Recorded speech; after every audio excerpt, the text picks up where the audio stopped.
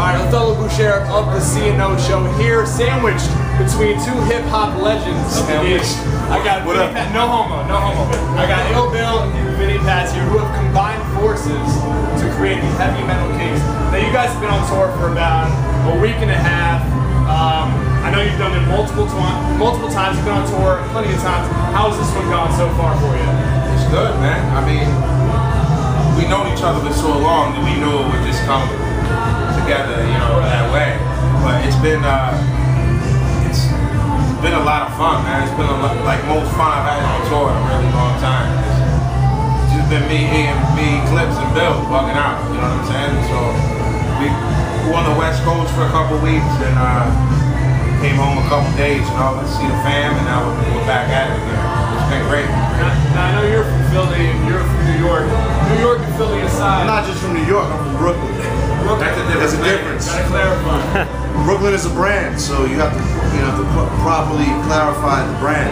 Those two places aside, what are some of your favorite places to perform on tour? That's a tough one. I mean, we love performing everywhere. You know, I mean, we get the tour worldwide. I don't even know, man. Vinnie.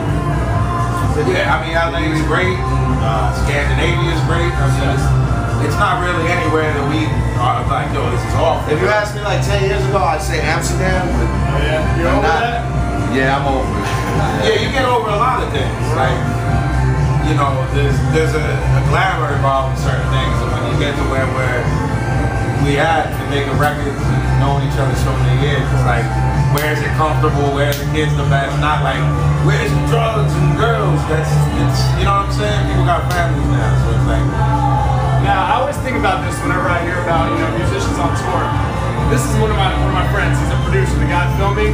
I got annoyed by him in the hour-long drive that we came over here. I got to imagine that, you know, while you guys are on the road for months, you know, months at a time, you got to get annoyed by each other. Nah, we don't. That's why we're in a group together. We've actually mathematically and scientifically figured out that we don't get on each other's nerves. Not at all. I'm saying everybody gets on each other's nerves at some point in life. You know what I'm saying? So you know we're human beings, but I'm just saying I've been in groups. I've worked with tons of different people over the years, and life's too short. Therefore, I won't work with anybody that fucking annoys me. I won't do it. So therefore, that's living proof. He doesn't annoy me. Yeah, it's vice versa. We can read each other's moods. If he's cranky or something happened back at home, I know let him put his headphones on and get in his zone. You know what I mean? It's like we don't bother each other like that. It's fucking. We're cracking up most of the time. Honestly, we listen to music, or Bill's telling me a story, or Eclipse is telling me a story, or I'm telling them a story. It's like. But that's because we're old dudes, and we're at a point in our careers where we know what pisses us off, who pisses us off, and we know how to navigate our careers at this point. So I just don't fuck with stress. I don't fuck with anybody that's stressful. Early in your career, did you see that happen every once in a while? Yeah. Recently in my career. But you know, I don't do it. Like, you know, if you pay attention, you see certain people I don't work with no more, it's because they're stressful. I don't fuck with them no more. Alright, we'll get to the newly formed group pretty soon, but I want to talk about the single first. I mean, Heavy Metal Kings was such a huge hit. Like, everybody I talked to loved that song.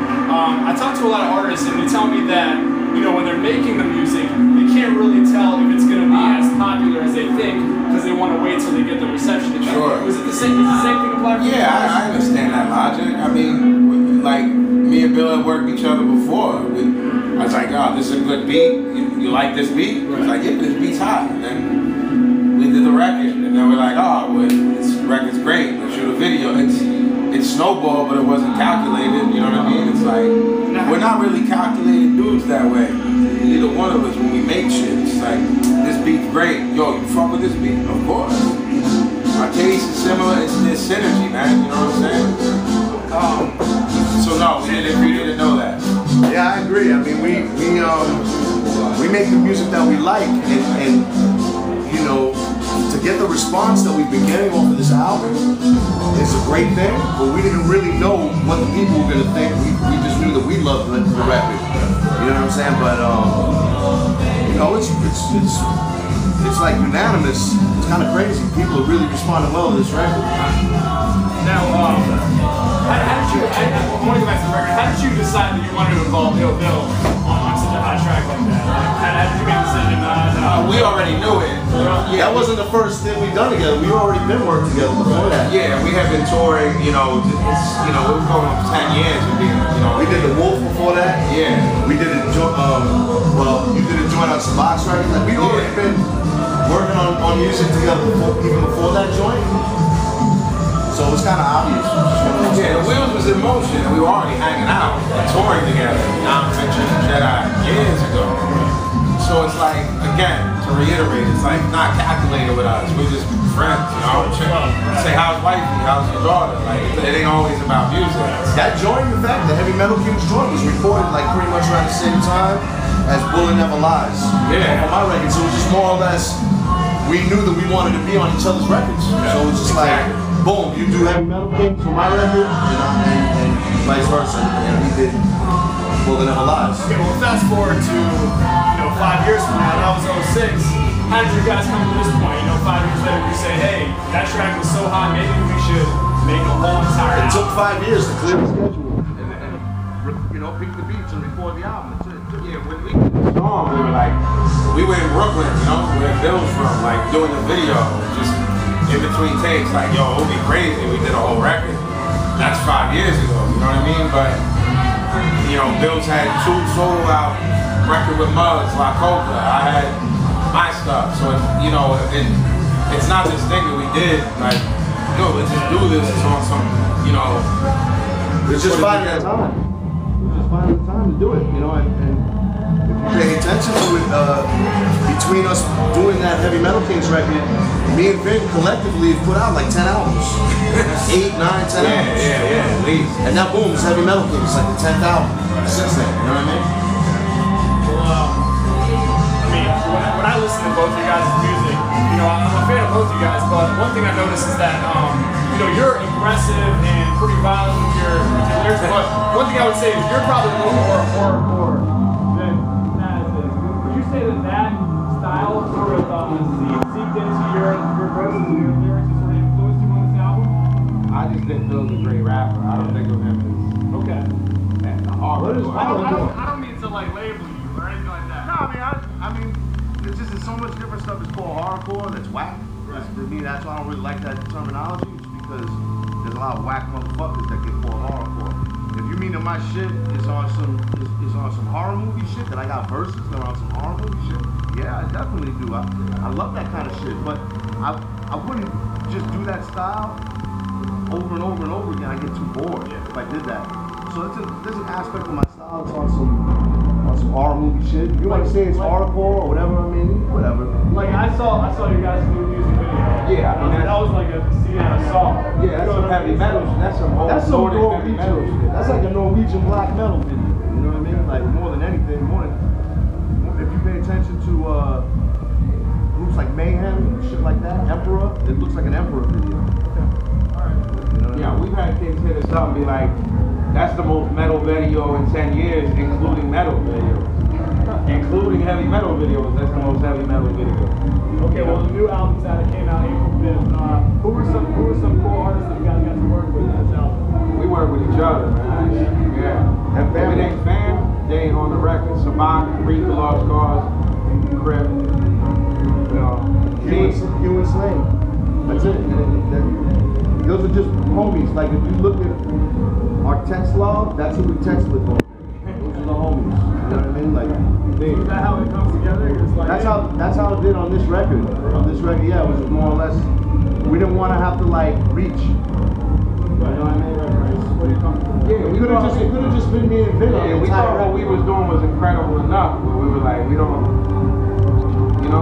Again, it goes back to whether or not we're happy with the music, and we were happy as shit with it. So we were like, you know what I mean? We didn't feel the need to fill any, you know what I'm saying? And it's already 2 MCs. We wanted it to be a Vinnie and Bill album. We would have had a bunch of guests on there. It would have been diluted, I think. We delivered what we said we were going to deliver. Bill, Vinnie, Paz record. Well, you guys didn't mention Read the Lost Cause.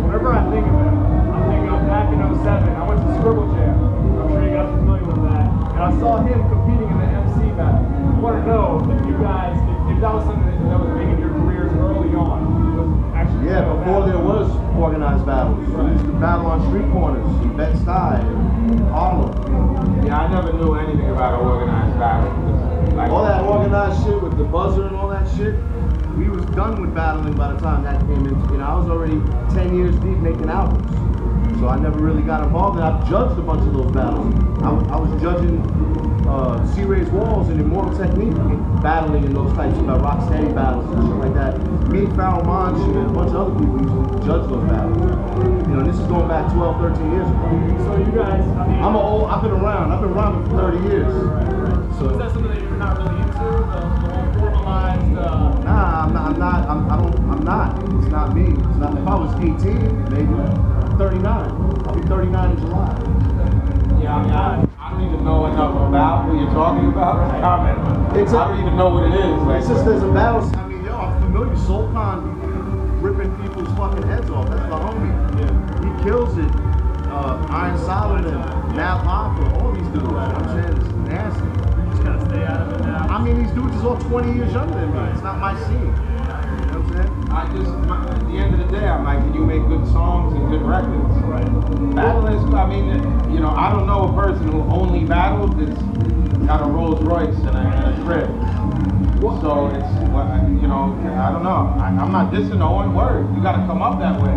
If that's the whole process of eating, you ain't gonna eat. I talked to a lot of guys who are, that's what they do. They do rap battles. And you said you used to do it back in the day.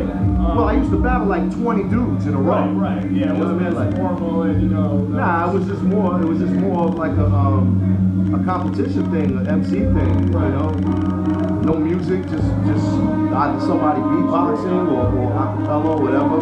And sometimes we turn into fist fights too. I mean, yo, it was real talk. That's like some good shit. The shit I was involved with turned into someone throwing hands.